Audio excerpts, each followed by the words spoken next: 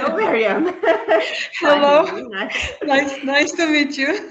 Nice to meet you too. Hello from Sarajevo. Hello from Tbilisi. Beautiful Georgia. Had many friends college in the States from Georgia. I have some souvenirs as well, but I haven't been. Hopefully one day that will change. So would you like to be the one starting and opening this discussion? Maybe I can actually build on the security question and start from there, because I think this is one of the major issues in Georgia that came up for us, for journalists. I've been a journalist actually for 15 years now, and up until 2021, wearing a press badge for me meant that I was protected. So it didn't matter what kind of event I was covering. Nobody was targeting me because I was wearing a press badge. But that changed in 2021 on 5th of July when we were attacked massively, and more than 50 journalists were injured in one day, and one journalist died. It's one of the worst days in my life. I was really affected by it. I actually observed two of my friends being beaten up right in front of me. I couldn't help them. And not only it didn't end there, actually, because the people who organized this violence have not been punished. Not even being punished, but also these people made a party. They have a TV channel that is broadcasting everywhere. They've been going to Kremlin, organizing meetings, pretending they are representing Georgia and so on, which means that meant that attacks on journalists were encouraged, and government built on that by just holding a hate campaign against journalists. And we are not feeling safe anymore since then. And every time I go to cover a protest, I have to decide, is this the day I'm bringing my press badge with me? Is this the day I will be protected? Or is this the day when I just need to go undercover and pretend I'm just like random person passing by, and this is how I will be covering the event? So this is the major concern I have at the moment, and I'm curious, how is it in Sarajevo? Like whenever you are in the field, how is it with the security, safety of journalists? Thankfully, in Bosnia, your experience sounds horrific. It's like deliberate attack on journalists to silence them. Unfortunately, in Sarajevo, we have that sporadically, attacks on journalists, not just in Sarajevo, in all over the region. But I can't say we had such a cruel, deliberate attack to silence journalists that left them dead and seriously injured, like your experience. We have now what we are dealing with. It's this cyber violence. Journalists are being attacked online. The campaigns are being created that they're targets of deliberate lies and sort of edited, diverted truths, or like fragments of truths with a lot of lies. Making them targets and actually trying to get certain group of people who you convince that actually these journalists are doing something against your values, trying to get that group of people to attack journalists. So now majority of this hate speech and attacks and everything is happening online in this cyber virtual world that we are all living in. And that is not being treated properly with our legal system. We have a lot of legal loopholes. We have hate speech is treated by a criminal law, but they're very slow to process it and prosecute it. So I don't think we have one single conviction based on that one. Even when you get like open threats, they have to determine that actually that threat is actually that the person had the opportunity to attack you, not just threatening you online. So that is unfortunately something that we are dealing with now. And of course, we had attacks in Banja Luka, I think some on the reporters recently. There are some all over region, but it is sporadical. We can't say that they're being attacked like you experience in Georgia. No, that is also happening here. It's like targeted, not just like trolls, also targeting journalists. And we also have threats. We had threats towards us in our organization as well. And we did also appeal to the law enforcement bodies, but like that case is, I mean, they do open investigations, but they never proceed. It's just a show on paper that, okay, we are investigating, but then that never finishes. Nobody's ever getting arrested. And I was curious because here we very recently this topic of gender disinformation and women being attacked more than men, like, is this something that come up? Because here I had never thought about it a while ago. I was at this conference about gender disinformation of women journalists, and I thought about it, and I remembered this case from my life when I'm actually a co-founder of OC Media. We co-founded it about 6 years ago, and we were still new. It was, I think we were around for like 6 months, and we wrote a story about very far-right groups. It was a critical story about them. They didn't like it, and they didn't know who we were, so they just checked who were the co-founders, and we are two co-founders, me and a male person. They chose to get my photo, publish it, and just attack me because I'm a woman, a journalist, and of course I cannot do a good job as a journalist. And like all the comments and everything was about my appearance and how a person like me cannot do a good journalism. And then I saw that it's actually a pattern that women journalists are more targeted and they are seen as an easier target in our profession. How is it with you? I think that is the case in any profession. Here is also the same. Women are perceived as easier targets. Women are perceived as someone who cannot, because I really believe when it comes to this cyber violence and these people creating all this fake, because they want to discredit you, they want to ruin your reputation, they want to have you think 3 times before opening some story and doing some story, because they will come as a mob of fake accounts attacking you. So they want you to be constantly conscious about it. And for some reason, they think we can't handle that kind of pressure. And that's first. And the second thing, they think if we find out, because yes, you can eventually find out who is behind this, even though the legal system doesn't want to help you, you can find out who is behind some of these accounts. They think you're less of a danger to them when you discover it's because they are cowards, essentially, because writing under aliases, fake names and everything.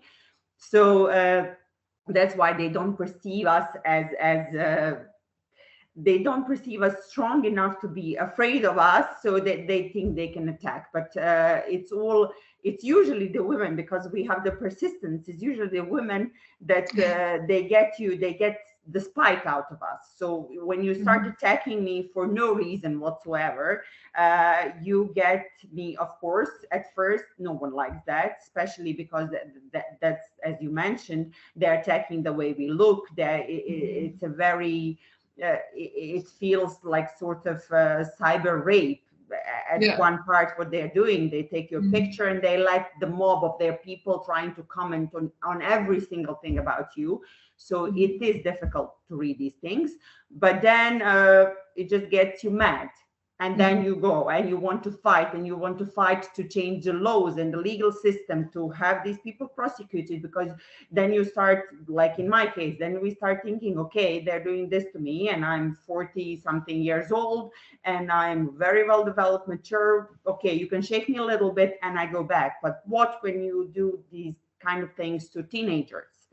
And they're doing that now we have, because our judicial system didn't react on time, all this hate speech or this misogynist speech and especially hate towards women, and now we have hate speech that is a standard. It used to be in 2019 when they started with these things. It was just it was exception. Okay, they targeted me, they targeted this and this, but only few of us. Now this is a norm because they're allowed to do this. So I think they're very much mistaken when they perceive us as a weaker targets. But yes, they do that, and they do that constantly. And from what I've been reading, trying to get more knowledge about my case and ways to help myself, I've discovered that in many countries in Europe, the situation is similar. Yes. These kind of trolls, and these what are the topics that get them to react the most when it comes to working in Georgia? I think it depends, because I think a lot of the campaigns are coming from the pro-government troll factories. So if there is some topic, like for example, recently we had the discussion in the parliament to whether adopt or not the foreign agents law, the similar one what Russia has. Actually, it was almost a copy-paste of what Russia has. It was media and some non-government organizations who started protesting. We were protesting inside the parliament because this law was targeting media as well, independent media, because my organization would be one of the first targets of this law if they would adopt it. And it would mean the end of any freedom of speech or anything freedom of press related. So we protested, we started this campaign that actually this law is a threat to our democracy, it's a threat to our European future and so on. And eventually this grew into this massive protests that were dispersed by the police with tear gas, with water cannons and so on. Eventually, the protests won and the draft law was withdrawn. But how it felt was the situation became even more tense. And it felt that government is still using this law in practice, calling journalists and media agents and everybody who was against this draft law also calling agents, and using this narrative in their propaganda channels, again in this like targeted attacks on people. You know what they did? They printed posters of like some journalists, some activists, some or human rights defenders, and put them in the streets calling them traitors and foreign agents. So this was very topical, for example. Or if something different, like big protest is happening related to something that government doesn't want to do or wants to do, then this becomes the reason of this attacks. So yeah, I do see this connection between this attacks both online and just not online.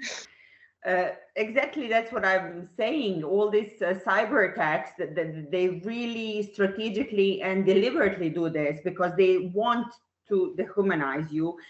They want to discredit you. It's a sort of a character assassination. So they dehumanize you to the point that someone actually attacking you on the streets thinking that he's doing a favor to humanity, because you're either a threat to his values or to the country or something, how they present you. And that's what they've been doing here, with all these really, really horrible montages and lies that they're making photos. And it's really, you can see the pattern. You have one group of people doing all this fake stuff. You have one group of people trying to get a wider reach, so sharing it everywhere. And then one group of people commenting on it. So these people, the real people looking at that think, oh my God, there is a mass of people thinking the same thing. And trying to create public opinion like that. And that is not something to ignore, because at the end, that cyber threats do transfer to the real life. And then they do attack you on the street thinking, oh yeah, this is the woman trying to, to destroy all our values or whatever we believe in, because they deliberately do these kind of things. Yeah, same. They use the same topics like family values, religion, something that we call Georgianness, everything like this, that journalists, of course, independent journalists, are against all of these values and they are terrible. This is the narrative. I see it's quite similar. It is very similar, like they're copying things from the same book, and unfortunately it's not being stopped, and I can write a book here on the legal loopholes where they do this and the system lets them slide, even though they can do certain things. So that's what I'm hoping, and it's not just a case about me anymore. So now they can't. I have the 4 years of these people on my back. I can't undo that, but hoping as a journalist also to change something. So, because I've been hearing from there's some amazing inspectors here who are working on the cyber crime cases. And for what I'm learning from them is that is also being replicated to a younger generation, to teenagers doing these kind of violence against each other online. And that has to be stopped. We had a case of a guy who committed suicide after being attacked on. He's not a journalist, just a guy that they made fun of on social media. They recorded him without him knowing, and they made fun of him, and he just couldn't handle that. So as journalists, we are like the first wall of it. We are discovering it, but we are the first target of this kind of attacks. And trying to fight for our dignity and for our right to report. We are also trying to change something and fight for this new generation. So at least this world and cyber world, virtual world, however you call it, it's not going anywhere. It's going to stay with us. And hopefully we can do something and change that. And but speaking, that's why I kind of emphasize the ethical journalism and journalistic standards. We are here now witnessing 2 days of horrible tragedies in our neighboring Serbia. That yes, I saw the Jazeera Balkans. It's two mass shootings that left everyone speechless completely. And in all of that, we have this. Unfortunately, we have a lot of portals, or I don't know how to call them, not following the basic ethical standards in these kind of extremely tragic situations. So a lot of unconfirmed and fake informations going around, and it's very sensitive. So that's why I always say, and today is also a day that we mark the 5th of May. It's the day when we mark all the children killed during the siege of Sarajevo. I was a child during the siege of Sarajevo, and I don't know how I survived. I have many friends who died. I was 11, 12, 13 at the time, and we witness during the siege of Sarajevo, we witness the worst of press, because we had press that went on the dark side and helped create this narrative and actually glorified all the crimes. And then there wouldn't be us without this brave journalists who came to Sarajevo, who came to Bosnia, who were reporting to the world. We did not have social media at the time. We did not have any access like now. You can be citizen journalist and report things that will go viral and go online. At that time, we only had these brave journalists that did their job properly, that reported on the things going on, and that broke through the propaganda and to this media blockade and passed on our truth and helped stop the carnage in Bosnia and in Sarajevo. So that's why I was emphasizing the ethical part, the journalistic standards, because we have to adhere to them. That's our credibility.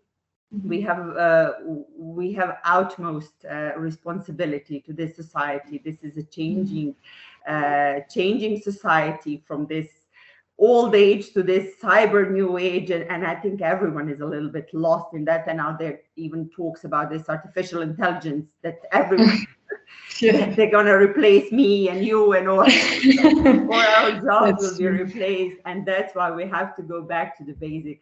It's us. We have to double check ourselves and have to always fight against all the negatives in the society. I wanted to ask about more like a legislative picture in your in Balkans, because this is something we have been discussing a lot here, and as I mentioned, we have been discussing the foreign agents law. Now speaking about looking into the same book, we have a possibility that we may discuss the law on defamation, and I saw it's the same. I saw Reporters Without Borders was writing about it in Bosnia as well, that there might be considering such legislation. For us, it's submitted in Parliament. They haven't discussed it yet, but it's basically a censorship law. And apart from that, this year we had Parliament Speaker issued a decree of how journalists should behave in the Parliament, basically, which is like direct censorship, because if they don't like how you got interviewed in the Parliament, or if they didn't like the photo you took during the Parliament session, they halt your Parliament pass for a month, and on the second time for 6 months. And we have already some journalists who have been banned from the Parliament coverage, which is quite terrible. And this upcoming threat of the defamation law is really concerning me. And how is it there? I know that there have been something related to this defamation law to you there as well. So one of the entities in Bosnia is a country in a very specific political environment. It's we have a state, of course, one Bosnia and Herzegovina, and composed of two entities. So in one of the entities that went into Parliament, it created a lot of protests, a lot of objections from the European Union, from everyone following. I think they did not finally adopt it, but it was not cancelled from what I know.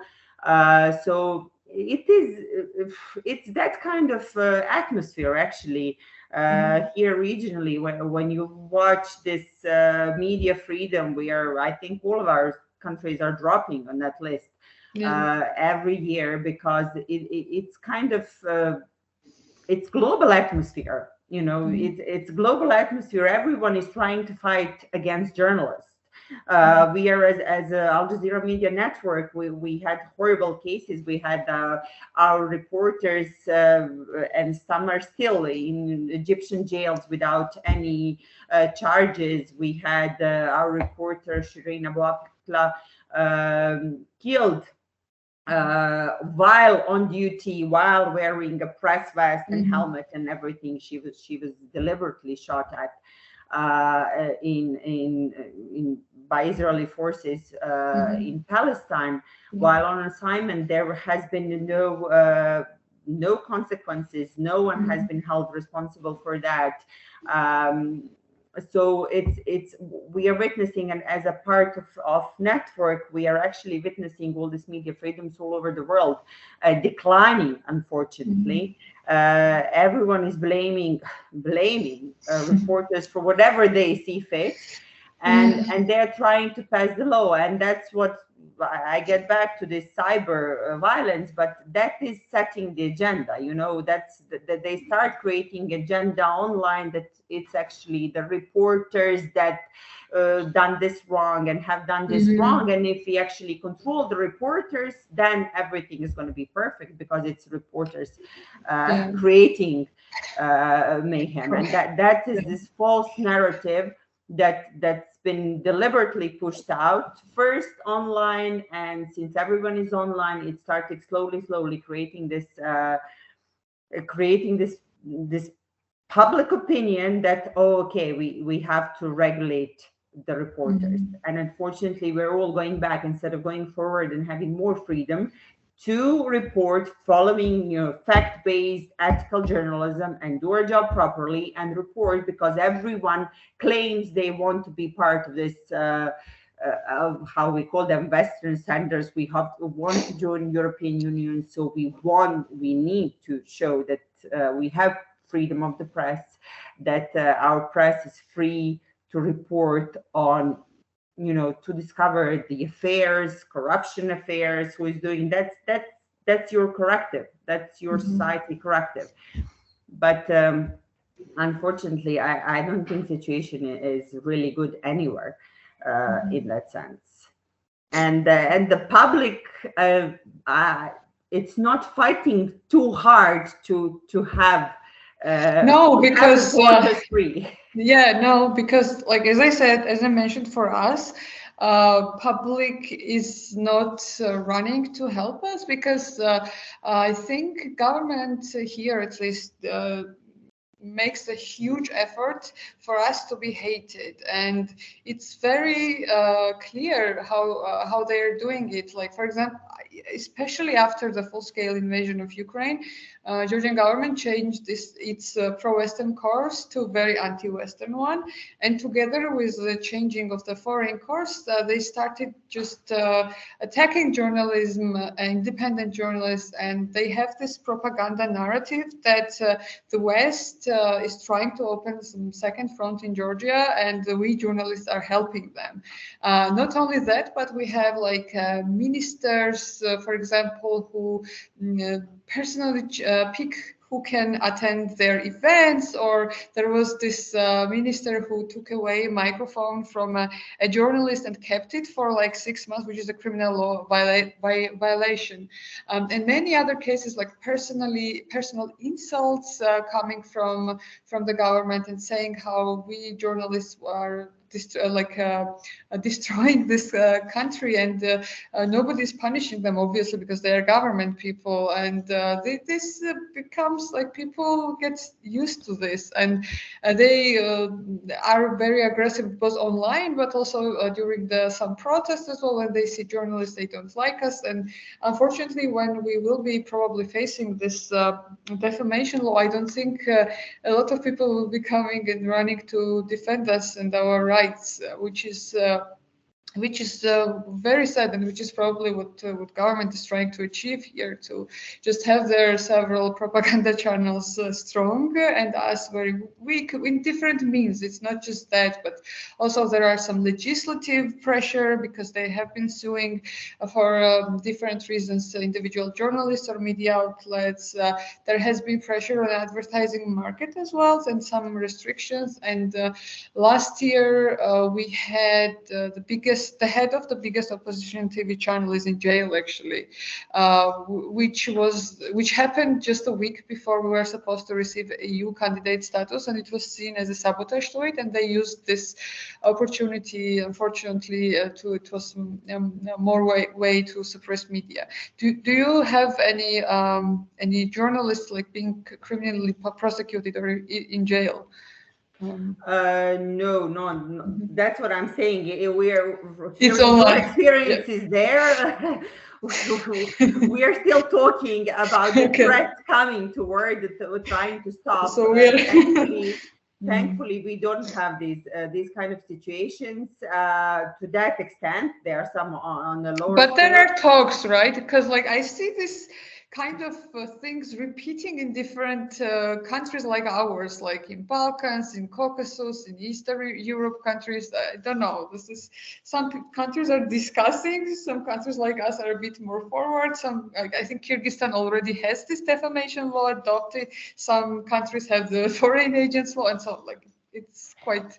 It's all going step backwards, and when you're speaking of a public, it's like one of those slogans that was circling around a few years back, but now it comes to mind.